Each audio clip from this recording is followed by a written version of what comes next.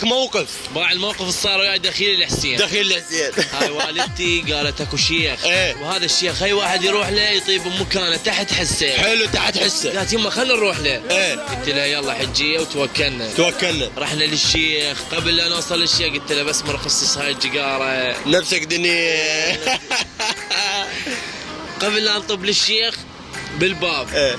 اللهم صل على محمد وعلى محمد. إيه. طاب يا الله انا اخوي اختربت. اتفقت شويه. طبيت قال اسمك حسن؟ قلت له اي شيخنا. قال ذب الجقاير. ذبيت الجقاير ايش تدخل معك؟ وذب الشخاطه مالتك.